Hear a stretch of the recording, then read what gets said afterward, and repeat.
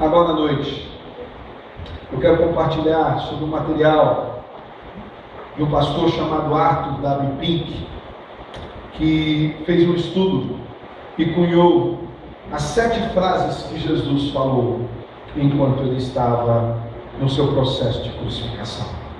Nós sabemos de todo o sacrifício que Jesus enfrentou por nós, sabemos que ele foi ao madeiro por conta dos nossos pecados, mas enquanto ele estava ali sendo crucificado, ele fez algumas declarações profundas que têm implicações para a minha vida e para a sua vida. Jesus não falou muitas coisas enquanto estava na cruz. Ao bem da verdade, ele não reclamou de nada. A Bíblia nos diz que ele foi como ovelha muda. Não houve reclamação da parte de Jesus. Mas olha, eu não gostaria de estar na cruz. Não houve reclamação da parte de Jesus sobre os seus açoites. Não houve reclamação de Jesus sobre o peso da própria cruz. Não foi Jesus que pediu para que parassem aquela caminhada da Via Crucis, caminhada dolorosa, para colocarem a cruz sobre a vida de Simão Sirineu. Não foi Jesus quem pediu. Jesus simplesmente tomou sobre si o madeiro. Jesus simplesmente tomou sobre si as cargas do meu pecado e do seu pecado e levou até o Calvário. No entanto, naqueles momentos terríveis de dor, naqueles momentos complicadíssimos, em que Jesus já estava no madeiro, já tinha as suas mãos perfuradas, os seus pés perfurados, já estava exaurido de tanta dor, já estava nos seus momentos finais, ele cunhou 7 frases fantásticas que abençoam a minha vida e que abençoam a sua vida. Diferentemente dos sermões que nós estamos acostumados, onde nós pegamos um texto bíblico e fazemos um estudo um pouco mais profundo desse texto bíblico, nós vamos estudar essas 7 declarações de Jesus na cruz. Também já aproveitando para falar para o pessoal da célula, vou mandar para você esse sermão. Você durante a célula vai ver aquilo que tocou no seu coração. São 7 declarações. Veja qual declaração foi mais profunda para a sua alma, compartilhe com o pessoal e abençoe a vida deles.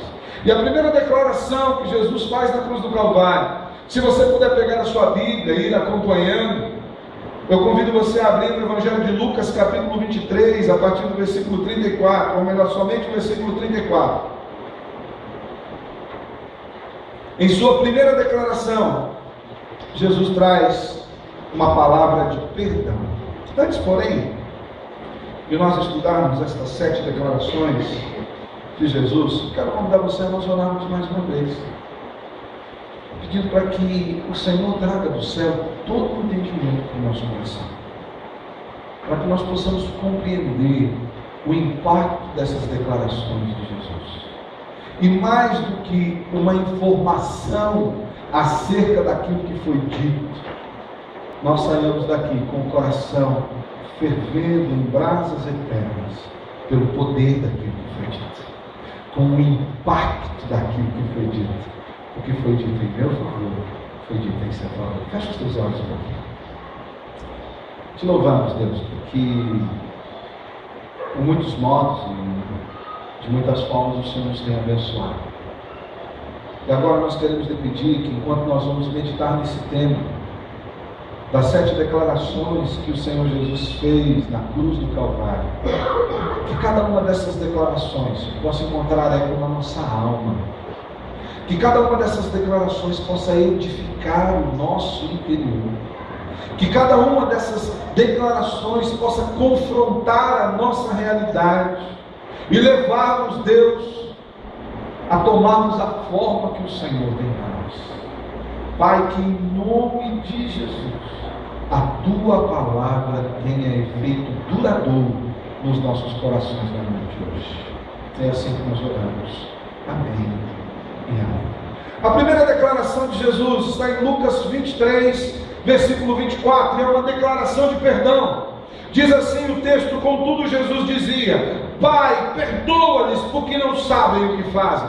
Então, repartindo as vestes dele, lançaram os sortes. Essa primeira declaração é uma declaração fantástica, porque logo no início da sua dor, nós percebemos que a humanidade havia feito o que tinha de pior. Falamos hoje pela manhã sobre o poder do pecado. Como Deus fez tudo reto, o homem estava no Éden e o homem insurgiu-se contra Deus no seu coração. E ele quis governar-se a si mesmo, e por conta disso o pecado entrou no mundo. Mas esse pecado foi se desenvolvendo e a malignidade humana foi aumentando de tamanha forma que chegou no seu ápice, ali no Calvário, quando os homens rejeitaram toda a perfeição do Criador dos céus e crucificaram a Cristo Jesus. Jesus foi humilhado, Jesus foi xingado, Jesus foi vexado. As pessoas falaram mal dele, as pessoas cuspiram na sua face, as pessoas riram dele, escarneceram dele, falaram em impropérios. As pessoas o insultaram, usaram de ironias, o machucaram. Como diz as escrituras, as pessoas o moeram por conta dos nossos pecados. E a primeira declaração que ele faz, quando ele é levantado no madeiro, naquele momento de dor, de angústia, a primeira declaração de Jesus é uma declaração de perdão. Ele diz: Pai, perdoa-nos, porque eles não sabem aquilo que fazem. Esse é o cumprimento da palavra profética, porque os homens realmente não sabiam o que faziam. Os homens realmente não sabem o que fazem quando escolhem seguir a sua malignidade, abrindo mão da comunhão com o Deus eterno. Momentos antes, instantes antes, esses mesmos homens que assistiam Jesus na crucificação, os mesmos soldados que o levaram, foram soldados que buscaram a Barrabás, porque a voz do povo soltaram o malfeitor, que era a semelhança deles mesmos. A identificação de Cristo com o povo. Jesus olhava para aquele povo e sabia que estava morrendo pelos pecados deles. E falou: Senhor, perdoa-os, porque eles não sabem o que fazem. Eu acho fantástico essa declaração, porque mesmo naquele momento, um momento tão atroz na história da humanidade, aquela declaração teve impacto sobre a vida de pessoas. E a Bíblia nos diz que um dos soldados que estavam ali, que estavam participando daquele momento, não sabemos exatamente qual foi a ação desse soldado. Talvez um dos soldados que cravaram o prego nas mãos do Senhor, não sei. Talvez um dos soldados que estaquearam o madeiro e levantaram aquele madeiro com o Senhor Jesus. A Bíblia nos diz que um daqueles que ali estavam, um daqueles que praticavam esses atos contra o Salvador, reconheceu o poder de Cristo na cruz e falou: realmente estamos matando o Salvador. O perdão de Jesus nos atinge a todo momento. A palavra perdoadora de Cristo é a palavra que atinge o meu coração, que atinge o seu coração. Ali no madeiro nós vimos a avaliação de Deus com respeito ao pecado. Falamos pela manhã, Deus não amenizou. Todo o pecado estava castigado em Cristo. E ao mesmo tempo nós vemos a misericórdia de Deus perdoando nós, que éramos para estar naquele lugar e não estamos. A primeira palavra da cruz é uma palavra de perdão, porque o alvo da cruz é perdoar pecadores como eu e como você. O alvo da cruz é nos reconciliar com Deus, trazer para perto do Criador a sua criatura.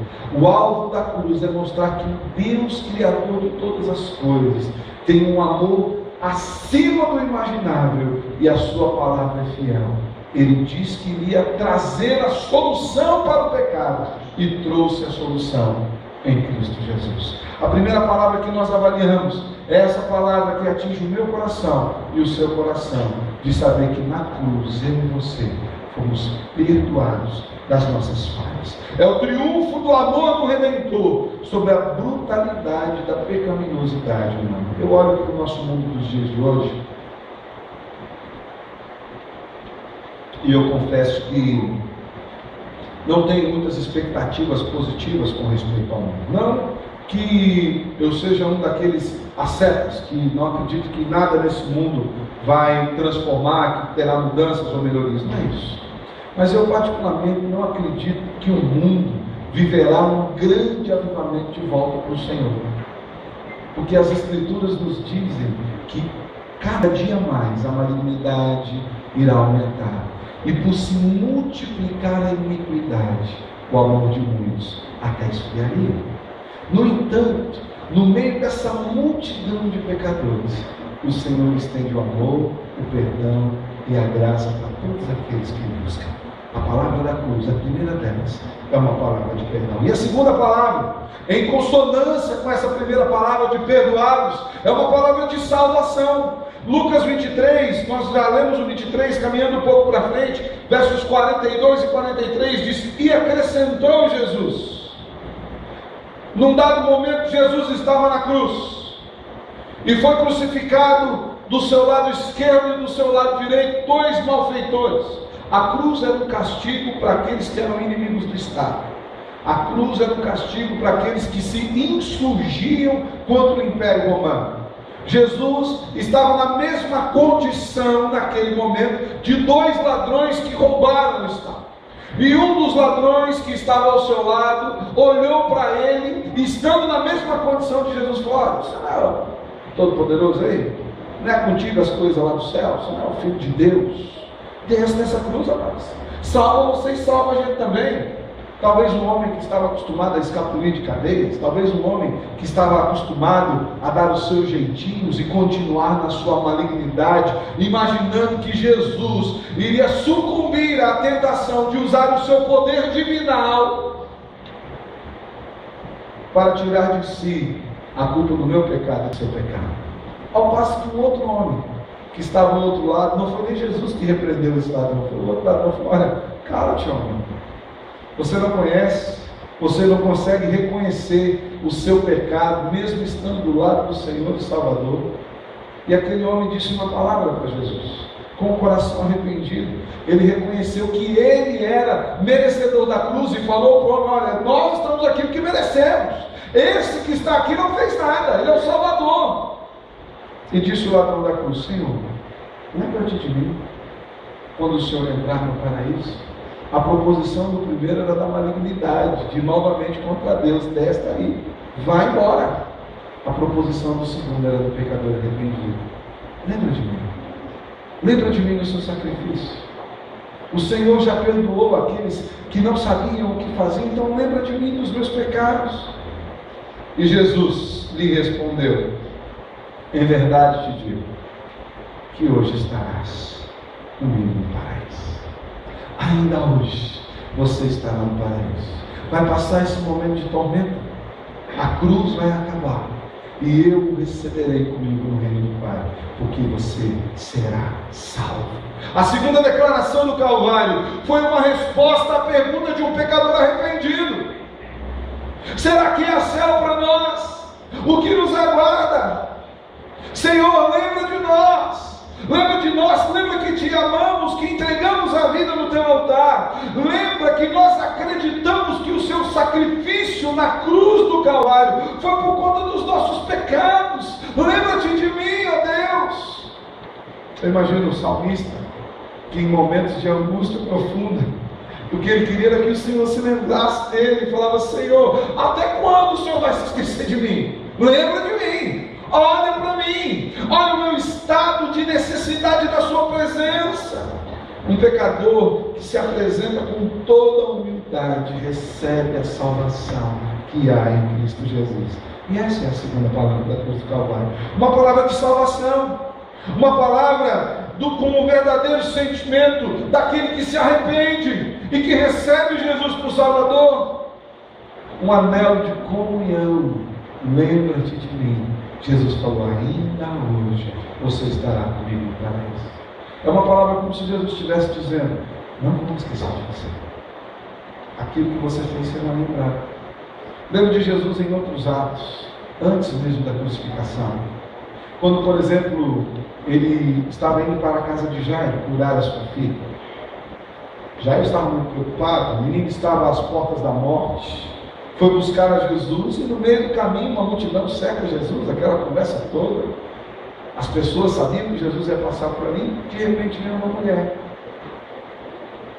E aquela mulher toca Jesus. E Jesus para todo aquele momento.